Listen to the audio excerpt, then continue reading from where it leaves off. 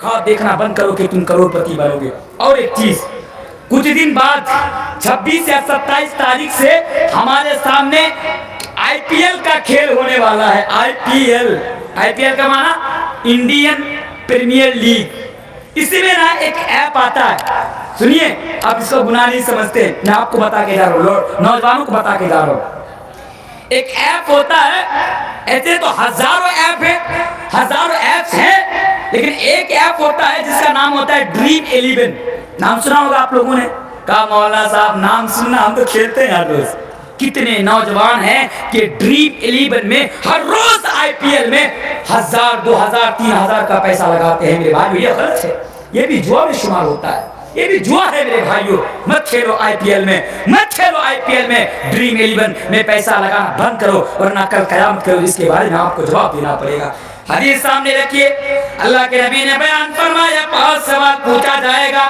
پہلا سوال، تم نے اپنی ساری زندگی کہاں گزاری؟ دوسرا سوال، تم نے اپنی جوانی کہاں گزاری؟ تیسرا سوال کہ تم نے پیسہ کہاں پہ ختم کیا؟ چوتھا سوال آپ سے یہ پوچھا جائے گا، بتاؤ تمہارے پاس 70 بیگھہ کی زمین تھی، بتاؤ تمہارے پاس بڑی بڑی گاڑیاں تھی، بتاؤ تمہارے پاس مرسیڈیز 4 5 گاڑیاں تھی، بتاؤ دنیا میں تمہارا عالیشان بنگلہ تھا، بتاؤ دنیا میں تمہاری بڑی بڑی بلڈنگیں تھی، یہ سب کرنے کے لیے تمہارے پاس پیسہ کہاں سے آیا تھا؟ یعنی اللہ تبارک و تعالیٰ یہ بھی سوال کرے گا کہ پیسہ کہاں پر ختم کیا، یہ بھی سوال کرے گا کہ تم نے پیسہ۔ اے نوجوانوں، بینک بیلنس کو بڑھانے کے، جائیداد کو بڑھانے کے چکر میں، بڑی بڑی عالیشان بنگلوں میں رہنے کے چکر، حلال اور حرام میں تمیز نہیں کرتے ہو، آج تم حلال اور حرام میں فرق نہیں کرتے ہو، بس پیسہ آنا چاہیے۔ ہمیں یہ نہیں دیکھنا ہے کہ یہ پیسہ حلال طریقے سے میں کما رہا ہوں یا پھر یہ پیسہ میں حرام طریقے سے کما رہا ہوں۔ اے میرے نوجوان بھائیو، یاد رکھو، کل قیامت کے دن آپ سے پوچھا جائے گا، کل قیامت کے دن آپ سے سوال کیا جائے گا کہ بتاؤ تمہارے پاس جو اتنا بینک بیلنس تھا، بتاؤ تمہارے پاس جو اتنی پراپرٹی تھی، وہ پراپرٹی کہاں سے آئی تھی، وہ بینک بیلنس تمہارے پاس کہاں سے آیا تھا؟ آپ سے سوال کیا جائے گا میرے بھائیو، آپ سے پوچھا جائے گا۔ اور ایک چیز بتاؤں، آج ہمارے نوجوان کیا سمجھتے ہیں آپ کو پتا ہے؟ آج ہمارے نوجوان بھائی سمجھتے ہیں ارے صاحب آخرت کو مارو گولی، سنیے، آخرت کو مارو گولی، پیسہ کما لو، ضرورت پڑے چوری کر لو، ضرورت پڑے ڈاکہ ڈال لو، ضرورت پڑے تو بہن اور بیٹیوں کو کوٹھے پر بیٹھا دو، بس پیسہ آنا چاہیے۔ ہمیں نہیں دیکھنا ہے کہ ہم حلال طریقے سے کما رہے ہیں یا ہمیں حرام طریقے سے کما رہے ہیں۔ میرے بھائیو، نبی نے بیان فرمایا تھا کہ ایک زمانہ ایسا بھی آئے گا کہ لوگ پیسے کی محبت میں اتنا اندھا ہو جائے گا کہ وہ فرق نہیں کرے گا کہ وہ حلال طریقے سے مال کما رہا ہے یا پھر وہ حرام طریقے سے مال کما رہا ہے۔ اور آج وہ دور آ گیا ہے میرے بھائیو، آج سب کوئی پیسہ کے پیچھے بھاگ رہے ہیں، سب کوئی دولت کے پیچھے بھاگ رہے ہیں۔ کیوں بھاگ رہے ہیں؟ اس لیے بھاگ رہے ہیں اگر میں امیر بنوں گا نا تو مجھے ایک کٹرینہ کیف جیسی خوبصورت لڑکی مل جائے گی۔ اگر میں پیسہ کے، کہا جاتا ہے نا کہ تم پیسوں کے پیچھے بھیجو، تم پیسہ کے پیچھے بھاگو، لڑکیاں تمہارے پیچھے بھاگے گی۔ نوجوان سے کہا جاتا ہے تم پیسوں کے پیچھے بھاگو، لڑکیاں تمہارے پیچھے بھاگے گی۔ واہ، لڑکیاں ہمارے پیچھے، لڑکیوں کے لیے پیسہ کمانا ہے، لڑکیوں کے لیے آپ کو دولت مند ہونا ہے، لڑکیوں کے لیے آپ کو سب کچھ کرنا ہے۔ ارے بھائی آپ کہاں جا رہے ہیں؟ آپ کی سوچ اور آپ کی مینٹیلیٹی کہاں جا رہی ہے میرے بھائیو؟ کیا آج آپ پیسوں کے پیچھے بھاگ رہا ہو؟ ہاں ضروری بھی ہے، وہ اس لیے کہ آج ہمارے سماج میں، ہمارے معاشرے میں، ہماری سوسائٹی میں، مثلا اس گاؤں کا نام کیا ہے؟ مغل پاڑا، جگہ کا نام کیا ہے؟ مغل پاڑا نا، مغل پاڑا، اچھا مہاراج پور۔ ایک مثال دے کے جا رہا ہوں حدیث کو سامنے رکھتے ہوئے، بس سنتے جائیے میرے بھائی نوجوانوں۔ مہاراج پور میں جو آدمی 1 نمبر کا لچا ہے، مثال دے رہا ہوں، میں کسی کا نام نہیں بتا رہا ہوں، مثال دے کے جا رہا ہوں، 1 نمبر کا لچا ہے، تچا ہے، لفنگا ہے، ڈمپر ہے، پھمپڑ ہے، ممپر ہے، سب کچھ اس کے اندر موجود ہے، نماز نہیں پڑھتا ہے، کچھ بھی نہیں کرتا ہے، لونٹی آباد ہے، لیکن بیچارے کے پاس 3 4 بڑی بڑی گاڑیاں ہیں، बेचारे के पास एक आलीशान बंगला है, तो गांव के लोग समझते हैं कि यही आदमी सबसे बड़ा कामयाब है। दौलत आ गया, दौलत आ गई, इंसान कामयाब हो गया। आज हम एक इंसान की कामयाबी को, मेरे भाइयों, भाई आवाज जरा ठीक कीजिए, बैटरी बैठ जाएगी, कल का प्रोग्राम नहीं कर पाऊंगा। मेरे भाइयों, हम एक इंसान की कामयाबी को दौलत के ऊपर मापते हैं, दौलत के ऊपर। जिसके पास जितनी दौलत वो उतना बड़ा कामयाब। इसीलिए तो आज हमारे नौजवान दौलत के पीछे भाग रहे हैं। लेकिन एक मसला याद रखिएगा मेरे भाइयों, दौलत आने से कोई इंसान कामयाब नहीं हो जाता।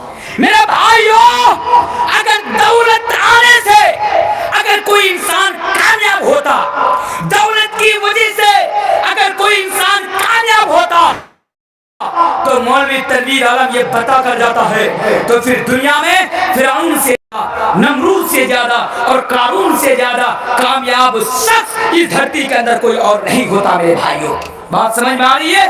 कामयाब इंसान वो नहीं जिसके पास बहुत सारी दौलत हो, बहुत सारी प्रॉपर्टी हो। नौजवानों, इस थिंकिंग को, इस मेंटेलिटी को और इस सोच को आप अपने जहन से हटाइए, वरना आपकी दुनिया भी बदतर हो जाएगी और आपकी आखिरत भी मेरे भाइयों बदतर हो जाएगी। इसलिए जरूरी है कि आप कामयाबी को दौलत पर मत मापिए मेरे भाइयों। आइए कामयाबी के ताल्लुक से इस हदीस के सामने एक कुरान करीम के अंदर से और एक आयत में पढ़कर चला जाता हूँ। आइए, आयत इस तरह है, अल्लाह तबारक व तआला कुरान करीम के अंदर सूरह अल इमरान आयत नंबर 95 के अंदर इरशाद फरमाता है। जरा इसको भी सुन लीजिए, फिर दूसरा पैगाम आपको लेकर आऊंगा, बड़ा दिलचस्प होने वाला है आज मेरे भाइयों। ऐ नौजवानों सुनो, अल्लाह तबारक व तआला कुरान करीम के अंदर सूरह अल इमरान आयत नंबर 95 के अंदर बयान फरमाता है, कुल्लु नफ्सिन ज़ाइक़तुल मौत। ऐ नौजवानों, अल्लाह ने कुरान करीम के अंदर ये ऐलान कर दिया, कुल्लु नफ्सिन ज़ाइक़तुल मौत, हर इंसान को मरना होगा। मौलवी तनवीर को भी मरना होगा, आप जो मेरे सामने बैठे हुए हैं आपको भी मरना होगा। अल मौतु क़दरुन कुल्लु नफ्सिन शारिबुहु वल क़ब्रु बाबुन कुल्लु नफ्सिन दाखिलुहु। और लोगों, मौत एक ऐसी चीज है, मौत एक ऐसी चीज है, हर इंसान के पास मौत को आनी है, मौत से कोई बच नहीं सकता। पहली चीज पर जरा गौर कीजिए, मौत की कोई गारंटी भी नहीं। आप मेरे सामने बैठे हुए हैं, आप मौलवी तनवीर की तकरीर सुन रहे हैं, मान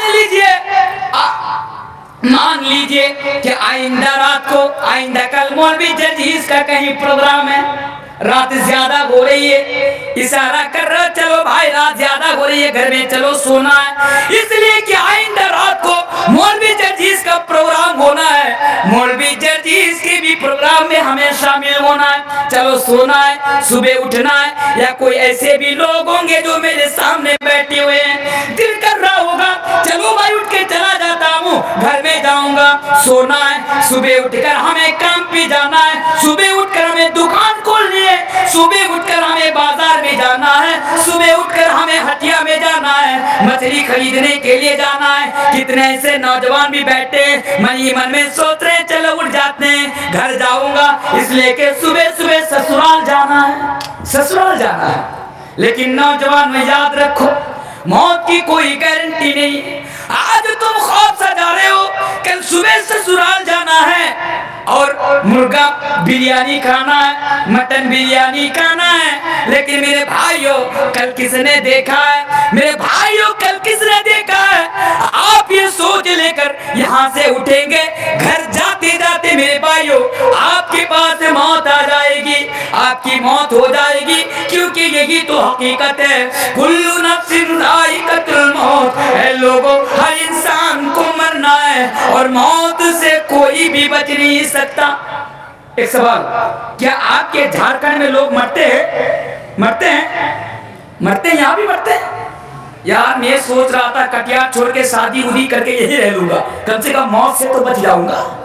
नहीं मेरे भाइयों, तो पता ये चला हमारे कटियार में भी मौत आती है, आपके झारखंड में भी मौत आती है। बात ही बिल्कुल हक है, बात बिल्कुल सच है। जब अल्लाह ने ऐलान कर दिया कुल्लु नफ्सिन ज़ाइक़तुल मौत, हर इंसान को मरना है और मौत से कोई बच नहीं सकता। آپ موت سے کہاں بھاگیں گے؟ موت آپ کو آپ پکڑے گی. دلی بھاگیں گے, دلی میں بھی موت آتی ہے. کہاں بھاگیں گے میرے بھائیوں؟ یہ حقیقت ہے, یہ آپ کو ماننا پڑے گا, یہ حقیقت ہے. آپ کو یہ بات سمجھنی پڑے گی کہ آپ موت سے بھاگ نہیں سکتے. آپ سوچیں گے چلو میں موت سے بھاگنے کے لیے, میں موت سے بچنے کے لیے میں سعودی عرب چلا جاتا ہوں. ہو سکتا ہے کہ سعودی عرب کے اندر موت نہ آئے.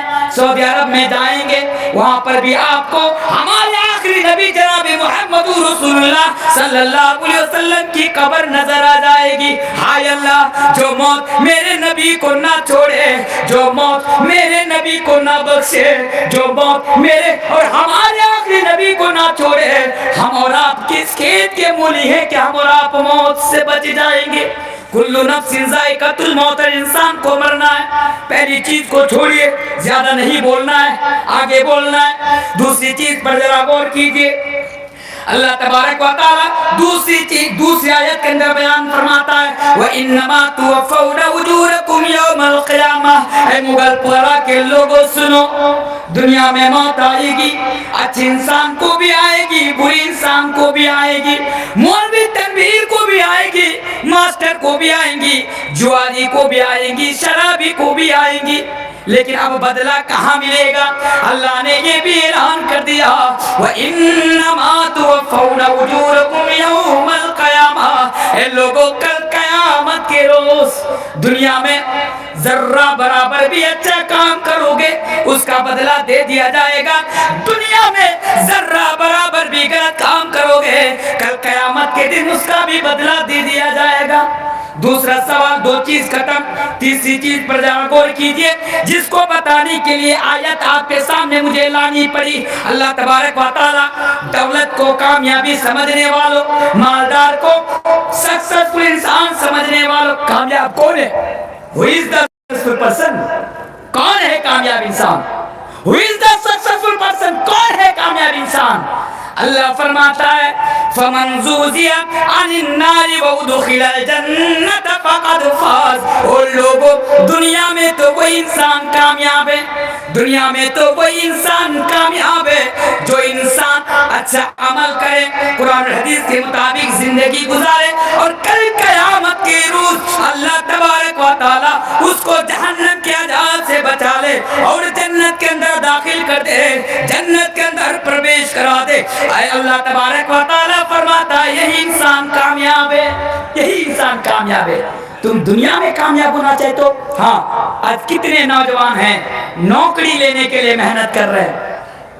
دہلی میں جائیں گے, ہمارے جب میں دہلی جامعہ میں تعلیم حاصل کر رہا تھا, مثال ذرا سنیے گا, جب میں دلی جامعہ میں پڑھائی کر رہا تھا, جب میں وہاں کا اسٹوڈنٹ تھا, تو ہمارے کتنے ایسے ساتھی تھے جو IAS اور IPS کی تیاری کر رہے تھے. سنیے ذرا, IAS اور IPS کی تیاری کر رہے تھے. میرے بھائیوں, IPS کی تیاری کرنا, IAS کی تیاری کرنا یہ بڑا مشکل کام ہوتا ہے. 24 گھنٹے میں 18 گھنٹہ, 15 گھنٹہ, 16 گھنٹہ ان لوگوں کو پڑھنا پڑتا ہے.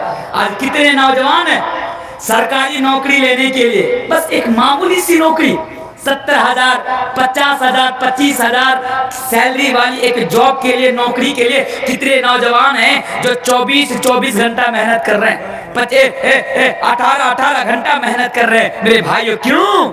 اس لیے کہ نوکری ملے گی تو چھوکری بھی ملے گی, نوکری ملے گی تو کامیابی بھی ملے گی. لیکن آپ بھول گئے یہ تو دنیا ہے صاحب.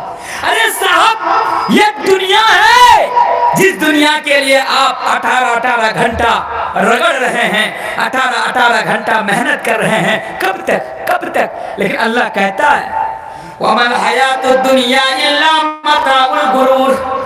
اے دنیا کی کامیابی کے پیچھے بھاگنے والے نوجوانوں, یہ تو دنیا کی کامیابی تمہارے لیے دھوکہ ہے, یہ تو دنیا تمہارے لیے دھوکہ ہے.